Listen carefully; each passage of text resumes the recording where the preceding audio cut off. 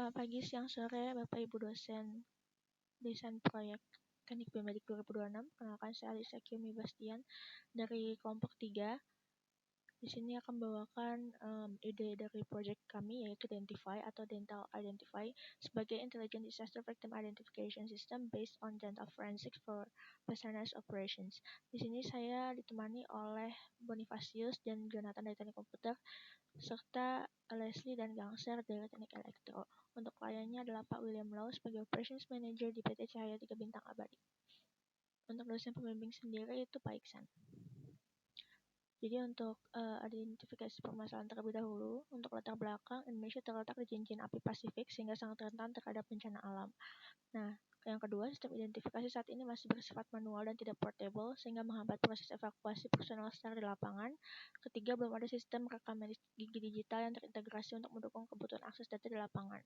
Selain itu, untuk kondisi lapangan saat ini, sistem manajemen data seperti WinID memerlukan pencocokan manual dan koneksi internet yang stabil. Kemudian ada scanner intraoral komersial yang memakan biaya yang cukup mahal. Kemudian model kecerdasan buatan saat ini hanya memproses citra radiografi dan menuntut daya komputasi tinggi. Maka dari itu, untuk masalah, yang pertama, bagaimana merancang perangkat keras smart holder yang kode stabil untuk penggunaan langsung di lokasi bencana. Yang kedua, bagaimana membangun alur komputer vision yang cepat dan akurat saat beroperasi pada perangkat edge dengan komputasi terbatas. 3. Bagaimana menerapkan sistem agentic RAG. Keempat, bagaimana menyusun arsitektur backend tingkat tinggi yang aman dan terhubung langsung dengan basis data Basarnas. Dan yang terakhir, bagaimana merancang perangkat keras smart holder yang kuat dan stabil untuk penggunaan langsung di lokasi bencana. Dari hal itu, kami menyimpulkan bahwa solusi untuk menjawab hal tersebut adalah Dentify untuk membantu proses identifikasi jenazah dengan menganalisis ciri-ciri gigi secara cepat dan akurat. Alat ini dirancang untuk mendukung petugas forensik dalam situasi bencana ketika identifikasi visual atau sidik jari sulit dilakukan. Berikut untuk konsultasi klien kami, yaitu Pak William Lau. Jadi, menurut beliau, kita memerlukan sebuah solusi untuk membantu metode DVI konvensional yang pada saat ini masih memiliki keterbatasan pada kecepatan identifikasi, kebutuhan tenaga ahli, dan ketergantungan terhadap fasilitas laboratorium forensik. Selain itu, dari kebutuhan klien juga dibutuhkan sebuah solusi untuk identifikasi dental yang portable, user-friendly, dan mampu bekerja pada kondisi lapangan yang ekstrim pada bencana alam. Dan yang ketiga, butuhnya inovasi pada sistem identifikasi forensik dengan AI, computer vision, dan smart holder untuk mendukung operasional Basarnas. Berikut ada dokumentasi diskusi dengan klien, ada yang online, offline, maupun via chat. Untuk latar belakang topik, sebenarnya kita memiliki 3 usulan, yaitu Dentify, Early Detection, dan juga AI Ortho. Namun setelah kami melakukan analisis terhadap market factors, business factors, execution, team, technical, dan social impact, kami mendapati bahwa skor paling tinggi adalah Dentify. Dan maka dari itu kami menyimpulkan bahwa ide yang paling strategik itu adalah Dentify karena memiliki keseimbangan pasar, teknis tim, dan dampak sosial.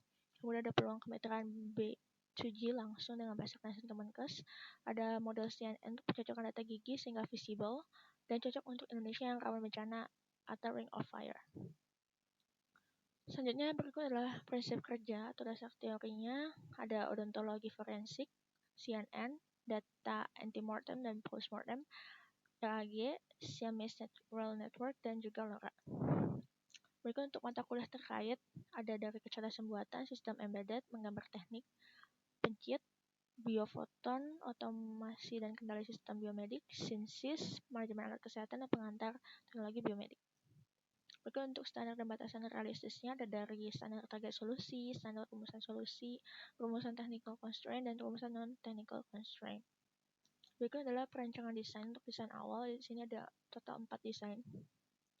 Jadi untuk desain 1, 2, 3 itu kami usulkan atau kami rumuskan, kami buat sebelum UTS kemarin. Dan desain 4 ini setelah kami melakukan bimbingan dengan Pak Iksan dan juga konsultasi dengan klien, dan dilakukan setelah menyelesaikan UTS. Maka dari itu, keempat desainnya tidak memiliki korelasi yang berhubungan karena Desain 1 hingga 3 itu memerlukan bantuan handphone, sedangkan yang desain 4 itu tidak terintegrasi dengan handphone secara langsung. Maka dari itu, desain 4 di sini hadir sebagai solusi yang menjawab keterbatasan pada 3 desain sebelumnya, karena desain 1 itu bergantung pada handphone, desain 2 itu risiko terlepas dan adanya keterbatasan kompatibilitas, dan yang desain 3 itu kerentanan komponen elektronik. Maka dari itu, desain 4 menjadi alat yang portable, stabil, dan andal untuk kebutuhan forensik DVI di lapangan.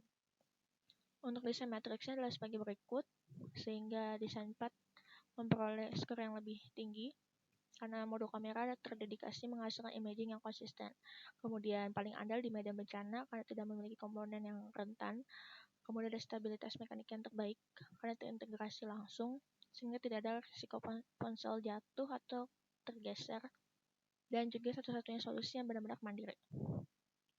Berikut adalah spesifikasi desain akhirnya. Jadi untuk kinerja utamanya adalah bisa melakukan akuisisi data secara offline, kemudian untuk standar manufaktur menggunakan material PETG medical grade sehingga tahan banting dan tahan kimia. Kemudian untuk operasional dan keamanan itu ergonomis dengan 3 tombol taktil sehingga bisa digunakan dengan model autentikasi NFC untuk menjaga efisiensi ruang dan daya, standar penerimaan, dan juga siklus hidup. Berikut untuk studi kelayakan desain akhir. Ada referensi dari komersial, kemudian inovasi dan keunggulan, karakteristik fisik dan operasional, dan juga standar dan kompetitor. Berikut adalah sistem arsitektur yang akan digunakan oleh sistem kami. Berikut adalah machine learning pipeline-nya. Berikut adalah timeline atau project roadmap, RAB, ada BMC, dan berikut adalah kesimpulan saran dan referensi yang digunakan. Sekian, terima kasih. Mohon maaf jika ada salah kata atau kata yang kurang berkenan.